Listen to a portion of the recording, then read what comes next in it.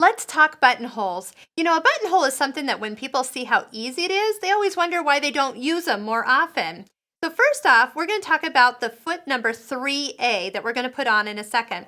It also has a line of markings that you can actually set the buttonhole to be made for the length of button you're doing. So if I put this button up, I can measure this out. It's about 15 millimeters long. And it actually has a little bit more thickness than most buttons, so I'm going to add it an extra millimeter just for safety there and make that a 16 millimeter buttonhole. Then I can come over here and set it for 15 millimeters. Then once we do one buttonhole, that length will be remembered, and 2 through 100 will be all the same length. So we're going to go ahead. I do find that putting the buttonhole foot on with my right hand, tipping it in from the right, is the easiest way to do it. Really is. There we go. Once again, this is one of the feet that don't have a little groove down the bottom, and I always like to have this thread hidden. You don't have to. You could hold it while you start, but if you just take a hold of your bobbin thread, take one full stitch, let that top thread kind of get a little slack, then take your whole thread in your hand and slide it underneath the foot into the back. It will drag your top thread down underneath the foot, so then you don't have to think about it when you start to sew your first buttonhole. Another thing is that in your manual, it's going to reference that you want a little bit more tension on your bobbin.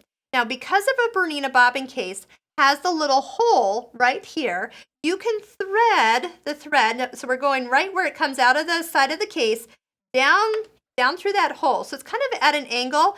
I need a little pair of scissors for a clean cut and threading it down through. Again, don't forget to unthread this because it will make a difference in your straight stitch, but for a buttonhole, it'll make it a prettier buttonhole, pulling those threads from the top side down to the back for a prettier satin stitch. I also use that quite a bit when I do decorative stitches, because then that way those stitches are always pulled to the back side and they look prettier. We're using stitch number 0 or 10, whichever you want to call it, on the keypad up here on the front of your machine. But we also have additional buttonholes on the card. Stitch number 11, that is a stretch buttonhole. 12 is a keyhole buttonhole, and 13 is a straight stitch buttonhole, often used on leathers or suede, something that you don't need a lot of stitching, but you do need to secure the area prior to opening. And then don't forget, we've got also sewing on buttons and eyelets. These are all roll together, but we'll start off with basic buttonholes. You do need to mark where you're going to start on your fabric, but we'll just go ahead and put it in. The first buttonhole, we do need to stitch the length all the way down. You're going to notice that there is a red mark that's traveling towards the outside mark with the needle, and I need to stop it when I get there. The machine does not yet know where I want it to be. Once those two red lines have met, touch the reverse button one time. That's going to set the buttonhole. It will stitch back to the beginning, so don't be alarmed. Then when it gets to the top, it'll do a tack at the top, and then it will stitch down the right-hand side. So we'll go ahead and speed this up, because at the end, it will do the tack plus a few locking stitches, and just keep your foot on the foot control until it comes to a complete stop. So I'm lifting my foot off now. When I lift this buttonhole foot up, also watch what's going to happen. The foot's going to reset itself. So that is a recommendation. Don't ever lift that foot up in the middle of the buttonhole, because it's going to slide back to the beginning. But let's look at that buttonhole. How perfect is that? Flip it up, and you're set to go. Usually a buttonhole cutter is the safest way to open that up, and then you have a nice clean cut. I usually use a little fray check on there. Let it dry for a few minutes, then open it so you have a nice clean one. Next, and if you look at your screen, it will say auto, meaning, hey, I know how long you want this, and that means your second, third, fourth, fifth one will all be the same. You don't have to do anything because it now knows the length you want to stitch. So pretty much until you pick another stitch, that will be remembered as a length, and you can just keep going one after the other. Again, just mark your starting points so you start all on the same line and don't have different levels of starts there. Well, let's go ahead and try the other buttonholes. So I'm going to choose number 11. That is our stretch buttonhole. Now, once you pick a new buttonhole, that length will need to be reprogrammed. So I'll just go ahead and sew down. We'll just do that same length again. I'll stop when the two red lines meet, touch the reverse button one time, and let it finish off. You're going to notice that this buttonhole has a little bit more openness. It's not as solid as the other ones, but on a knit, you don't want a solid buttonhole because that would almost kind of wrinkle the fabrics and not make it as flat as it could lie. All right. How fun is that? And, okay, so there's a stretch buttonhole. Let's go ahead and do a keyhole buttonhole as well. So that one's number 12, number sign 1, 2. And once again, now a keyhole buttonhole is going to look a little different. It starts off with the straight stitch. Then stop it, touch the reverse button because the length isn't remembered. And then we'll go ahead and do the key at the bottom.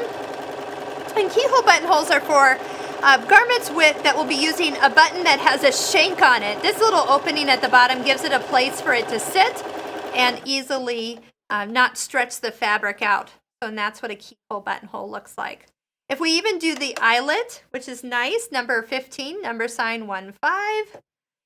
It tells you foot number 1, but you can do it with just the regular foot because it's really just going to sew a circle. Now, honestly, I don't see a lot of people doing eyelets, but I see that as a bubble for a fish, and you could put a whole bunch of those. And also, if you want to have some fun with these, why don't you try lengthening the stitch length out on this, and it will make ovals.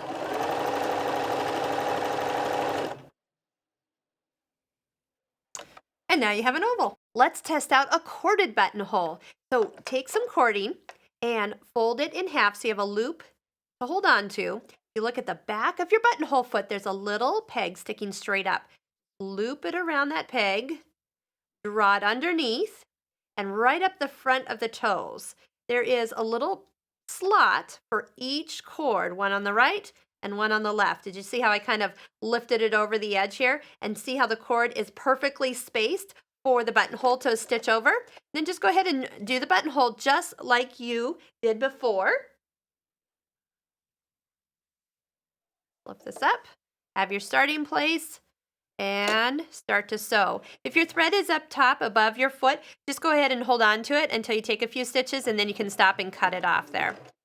So a corded buttonhole is perfect for when you have something that is of a stretchy fabric or really heavy fabrics, maybe like on a coat. A wool coat would be a great place for this to go. Let's go ahead and set this out, touch the reverse button one time, and it'll finish out the other side. You don't even have to think about where that cord is. It's just going to be held in place for you because of the way the foot positions it. Lift it up, take the cord out of its front little toes. Then, see this cord up here that's looped. Just take a hold of one of the lower ones and pull until that loop completely disappears. Just enough. Now that is very solid. It's very stable. I'm going to first cut this little thread away and then clip away the cords. You can just clip them and then they get a little pull, they disappear and you will never know, but boy, it really makes it look very sharp.